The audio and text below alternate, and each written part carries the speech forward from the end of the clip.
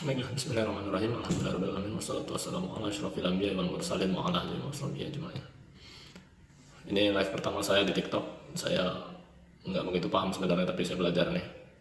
Saya di sini mau menceritakan eh, perjalanan saya selama 1 bulan terakhir dan perkara-perkara yang akan berlaku di akhir zaman. Jadi, sebagaimana sudah kita ketahui, tanda-tanda akhir zaman, tanda-tanda dekatnya hari kiamat, yang kecil-kecil sudah saya rasa lengkap lah kemunculannya. Tinggal kita menunggu tanda-tanda besar, sehingga pembicaraan mengenai akhir zaman ini hendaknya tidak lagi menjadi barang asing bagi kita, apalagi kita sebagai umat muslim yang beriman kepada Allah dan Rasulnya serta hari kiamat. Saya bingung juga mau mulai dari mana. Tapi teman-teman di sini tentunya telah mendengar kabar tentang viralnya seorang yang bermimpi bertemu Allah dan Rasulnya 500 dan 300 kali, yaitu Muhammad Qasim yang berasal dari Pakistan. Tentang perkara inilah kiranya yang akan kita bicarakan dalam beberapa menit ke depan. Satu hadis diriwayatkan, kalau saya tidak silap, dari An-Nasai, dan Nabi SAW beliau kira-kira berkata yang artinya tidak tersisa bagian dari nubuah kecuali mubasyirah. Sahabat-sahabat bertanya, apa itu mubasyirah ya Rasulullah? Maka jawab Nabi, ru'yatus sholih.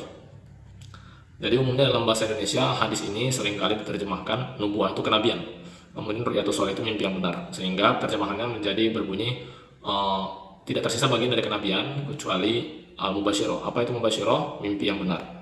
Dalam riwayat hadis yang lain, sebenar-benar mimpi di antara kalian adalah orang yang paling jujur dalam perkataannya. Nah, maka tidak mengherankan ketika kita di akhir zaman ini kita bertemu dengan beberapa mubasyirah. Hanya saja saya ingin mendahulukan penjelasan mengenai bahwa nubuah di sini hendaknya lebih tepatnya saya kira untuk diartikan dalam bahasa Indonesia dengan kata pengkabaran. An-naba itu artinya suatu kabar, nabi itu orang yang menyampaikan kabar, kemudian nubuah itu adalah pengkabaran mengenai apa-apa yang akan terjadi. Itu yang dilakukan oleh para nabi. Jadi mereka selain mengenalkan Allah, mereka juga mengenalkan bahwa akan ada hari-hari yang seperti ini akan berlaku ke depannya. Sehingga untuk menghadapi hari-hari itu kita perlu melakukan persiapan, amal soleh, beramal soleh, kemudian melakukan ini dan itu. Itu yang dilakukan oleh para nabi. Nah, pengkabaran inilah disebut dalam istilah bahasa Arabnya nubuah. Nah, nubuah ini berbeda dengan ramalan, forecasting, kemudian perkiraan atau prediksi. Perkiraan prediksi itu berasal dari akal, dari pikiran, sehingga dia terbatas kepada kebatasan orang yang melakukan prediksi. Katakanlah saya sebagai ahli cuaca, maka tingkat kebenaran prediksi saya mengenai cuaca adalah sebatas keilmuan saya. Kadang-kadang itu bisa tinggi, misalnya 80-90% akurasinya, dan bisa saja rendah. Kemudian saya juga bisa memprediksi harga saham ketika saya berlaku sebagai seorang ekonom misalnya. Nah, maka dalam perkara ini juga kalau saya memang ahlinya bidang cuaca, maka akurasi prediksi saya mengenai pergerakan harga saham atau demikian bisa rendah, bisa 30 atau 20% saja akurasinya.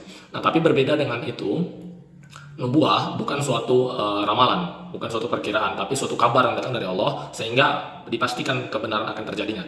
Nubuah ini kadang-kadang dilakukan keluar juga dari para wali-wali Allah. Katakanlah kalau teman-teman pernah dengar Syekh Abdul Rauf As-Singkili, beliau itu juga punya nubuat tentang apa yang akan terjadi pada Indonesia ke depannya.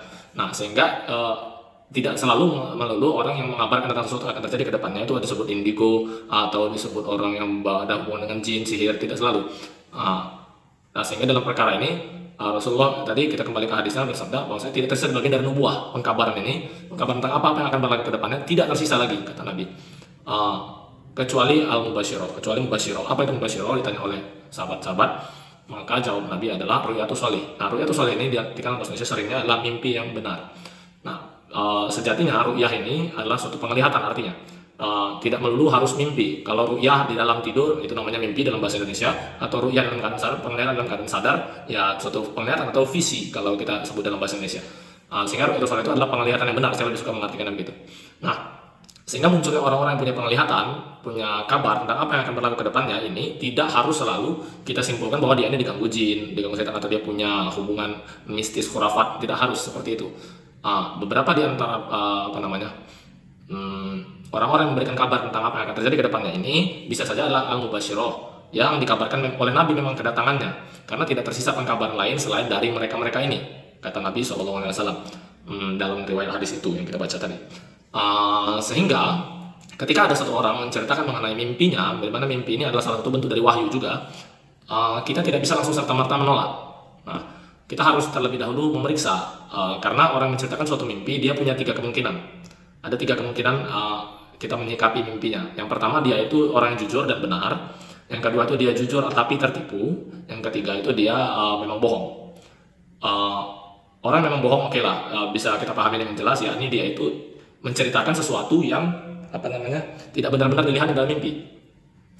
Orang yang menceritakan sesuatu yang tidak benar-benar dilihatnya dalam mimpi. Katakanlah dia bilang dia bertemu dengan Rasulullah lalu berkata begini dan begitu Rasulullah, padahal nyatanya dia tidak berkata demikian. Dia tidak bermimpi demikian. Maka ini orang bohong. Hanya saja mengaku berbohong terhadap mimpi, mengaku melihat sesuatu dalam mimpi padahal ternyata tidak. Ini adalah suatu kebohongan yang paling besar, kata Nabi dalam suatu riwayat hadis.